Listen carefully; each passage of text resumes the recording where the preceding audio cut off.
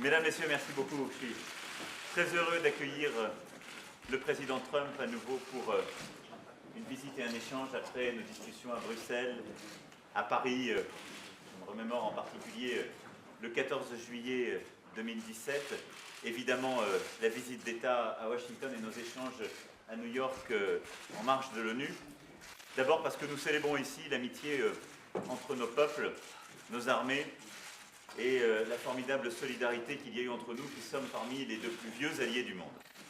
Ensuite, nous allons évidemment parler de beaucoup de sujets d'intérêt commun, l'Iran, la Syrie, les sujets commerciaux, l'ordre international, y compris les sujets climatiques, les sujets liés à l'Afrique. Et bien évidemment, je vais aussi partager avec le président Trump les propositions faites sur les capacités stratégiques européennes, et une Europe qui puisse prendre davantage la part justement du fardeau commun au sein de l'OTAN. En tout cas, je suis très heureux à nouveau d'accueillir mon ami le président Trump. Nous allons échanger tous les deux, puis déjeuner avec nos épouses avant de nous retrouver ce soir et demain.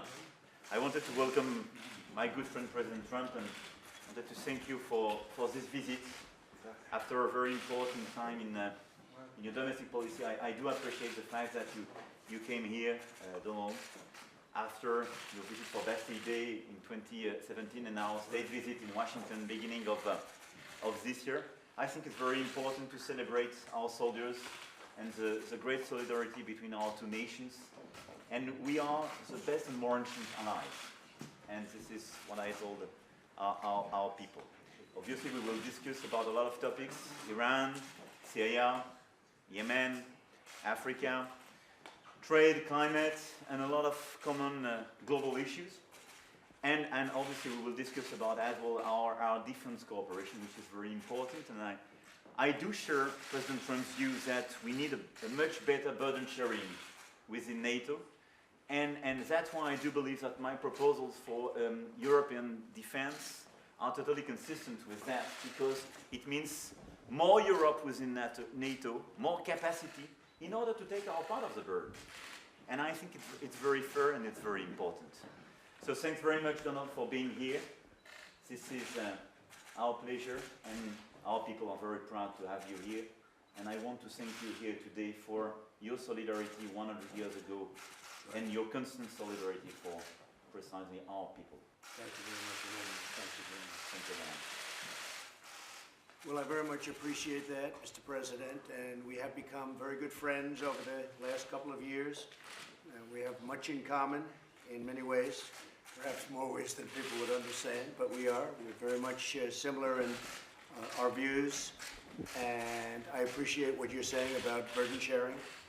You know what my attitude's been, and we want a strong Europe. It's very important to us to have a strong Europe, and whichever way we can do it the best and most efficient would be something that we both want.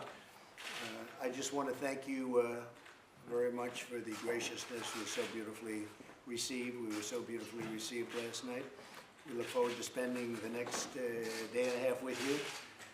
And today and tomorrow are going to be very important. And we'll be discussing many things, not only military and aid and NATO and others, but we'll also be discussing trade. And we've been discussing that for a little while. I think we've made a lot of progress. We'll see if we can get it over the line, as they say. We'll see what happens, but trade is very important. And we're also very much focused, the President and I, on terrorism. Terrorism is a very big subject for both of us. And we see what's going on in the world, and it's not a good picture. But we've made a lot of progress. We've done things together that were quite bold recently, 6 months ago, very bold. And terrorism will be a big factor and a big part of our discussion today. So I want to thank everybody for being here. And Mr. President, thank you very much. Mr. Trump, you say you felt insulted about what Mr. Macron said about Europe making its own defense. Can you explain? We're getting along from the standpoint of fairness, and I want it to be fair. We want to help Europe, but it has to be fair. Right now, the burden sharing has been largely on the United States, as the President will say, and he understands that. And he understands that the United States can only do so much in fairness to the United States. So we're rebuilding our military. We just had approved $716 billion. The Year before that, we had 700 billion. So we're almost completely rebuilding our military with the latest and the greatest.